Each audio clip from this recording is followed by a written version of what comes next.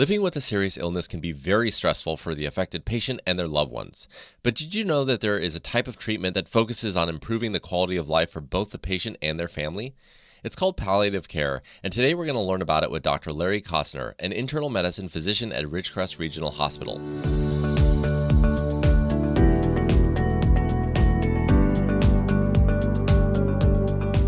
This is Health Matters, the podcast from Ridgecrest Regional Hospital. I'm Prakash Chandran. So first of all, Dr. Cosner, let's talk about what exactly palliative care is. So palliative care is probably best understood in the context of care overall. So let me take a minute to sort of describe that. On the one end of care are people who have disorders which are completely curable, and by curing them can put them back to a completely normal and full and healthy life. And obviously in that setting, that's what we want to do. There are then people who have disorders which are not really addressable at all by modern medicine, that we know those disorders are going to take the patient's life. And so for such patients, really our priority is to make them comfortable for whatever period of time is left them here on Earth. And we call that hospice care.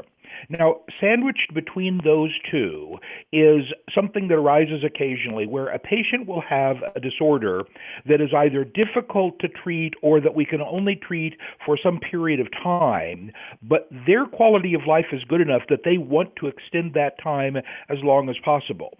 But they also want to extend that time in a setting where their symptoms are as well controlled as possible.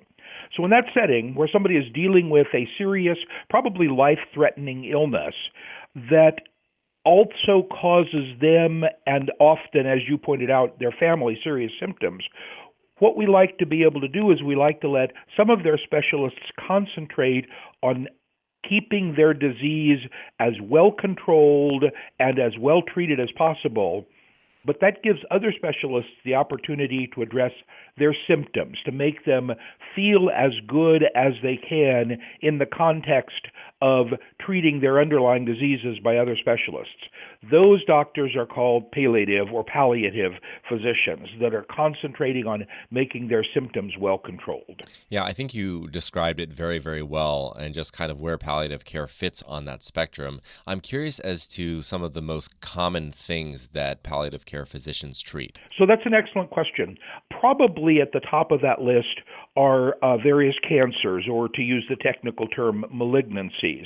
In many cases, modern medicine may lack the ability to completely cure certain cancers, certain malignancies, but does have the ability to hold them at bay, to either reduce them to not visibly present, or at least keep them from growing larger for some substantial period of time, months or sometimes even years. Oftentimes, in that setting, somebody says, look, I know this cancer will probably take my life at some point in the future, but at the moment, my specialists are keeping it controlled, and I want to be able to live my life as fully as possible. So let's let my specialists treat my cancer for now, which is being, held at bay, and I'm going to let my palliative physicians make sure that I feel good enough to do the things I want to do, to, take that cruise I've always wanted to go on, or go across the country to see my grandchildren, or plant my garden, or, take care of my dogs, or whatever. The other diseases, of course, can sometimes do things like that. Serious cardiac heart disease or serious lung disease will sometimes put a person in the same situation, but probably the commonest by far are the malignancies, the cancers of various sorts. Okay. I am curious about when a general oncologist, for example, turns into a palliative care physician, or is there a certain handoff that happens when the family decides that they want to seek palliative care? Maybe talk a little bit about how that dynamic works. So as a general rule, oncologists are superbly trained to function in both of those modes. They're superbly trained to function in the mode of, let's see if we can cure cure your malignancy. And it surprises a lot of people how many malignancies we are able to cure in this day and age, versus saying, look, this malignancy is not one we can cure, or this malignancy could have been cured had it been at an earlier stage, but it's too late a stage, so we can't cure it. But we can treat it palliatively. We can treat it to keep it from taking your life at least for some period of time. So all oncologists that I work with are superb at both of those functions. The difference is that as a general rule, when you're trying to cure somebody's disease, you really are a little bit reluctant to focus too much on the symptoms because you're afraid you'll lose the opportunity to cure. Whereas once it's clear to both the oncologist and the patient that this is no longer a disease which is ultimately curable, even if for now you can hold it at bay. At that point, the oncologist often would like to be able to have another provider help them, because sometimes the symptom control itself can be just as demanding as trying to treat the underlying malignancy in terms of the time it takes and the complexity. So at that point, many oncologists will say, look, I'm an oncologist. I am the specialist who knows how to treat your underlying tumor, so that we don't shortchange you in terms of the time it takes to also treat your pain or your fatigue or your itching or whatever it is. Let's also get you to a specialist who can just focus on those symptoms. That's the palliative doc, and we work hand in hand with the oncology people. Yeah, so this kind of leads me to my next question around when a patient or their loved ones should ask to transition to palliative care. Like, is that something that's immediately recommended to them, or is this something that they need to talk to their physician about? So many oncologists are already spontaneously going to bring this up with patients, especially the oncologists who practice in either academic settings or younger oncologists who have been sort of trained in the model of trying to help patients better understand the disease. But all of us in a busy workday practice, and I think especially some of the oncologists who may have trained longer ago and may have been at that point, we in medicine were less sensitive to such things, they may not bring it up spontaneously. So what I tell patients in my general internal medicine practice, what I told patients is always ask your oncologist at every visit, just ask them as one of the questions you ask, where are we in our goals, doctor? Ask your oncologist that. Are we still in a position where we think we can cure my tumor, where we can get rid of my tumor and I won't have to deal with it again, or at least I won't have to deal with it for 5 or 10 years. I mean, some period of time, which is in biology is as long as pretty much forever. Or are we dealing with my tumor now that you don't think we can get a cure out of this? And the oncologists will, in my experience, be able to then give the patient that answer. They said, no, we're still hoping for a cure, Mr. Smith. Or, no, Mr. Smith, I think because the last 2 treatments we've tried didn't get rid of your cancer entirely. They kept it at bay, but they didn't get rid of it. I think we have to face that we're probably no longer looking at a cure, but let's try to keep it minimized as long as we can. That's the time that palliative care becomes an issue to discuss, with your oncologist. Should I also, doctor, add a palliative specialist to our care? So what I'm really hearing from you is that in general, an oncologist will be pretty proactive with you in telling you when you need to make that transition, but it's never a bad idea for you or your loved ones to be proactive and ask the question, where are we on our goals? Does it make sense to make that transition to palliative care sooner than later?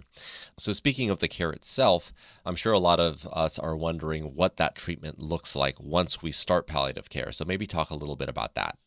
Often palliative care revolves around the kind of symptoms that make people less able to live their life or less able to enjoy it.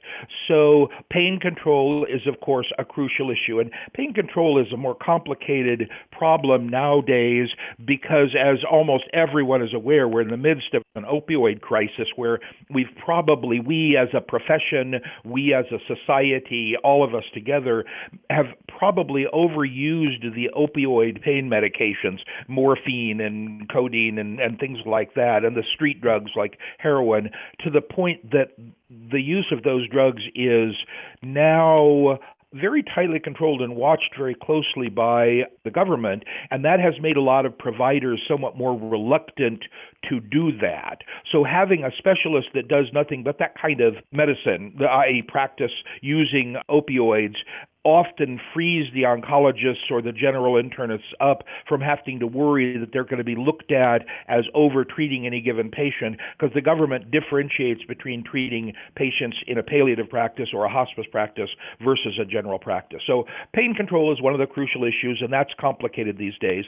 But many times it's also being able to address things like dizziness, dehydration, itching, sleeplessness is a common problem, insomnia, weakness that can be either due to the disease or the treatment or whatever. Those are all symptoms which might be addressed by the palliative care specialist.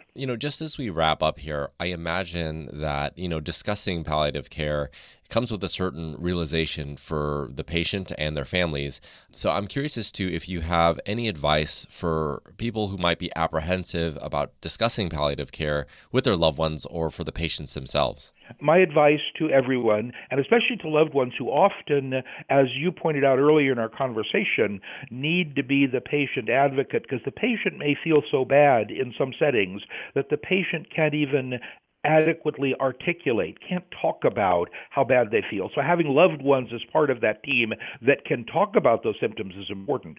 The loved ones often make conversations about the underlying disease more acceptable and easier to undertake if they remind themselves and if they remind their loved ones that none of us knows what's going to happen in the future. And anything we talk about and anything we plan is not carved in stone.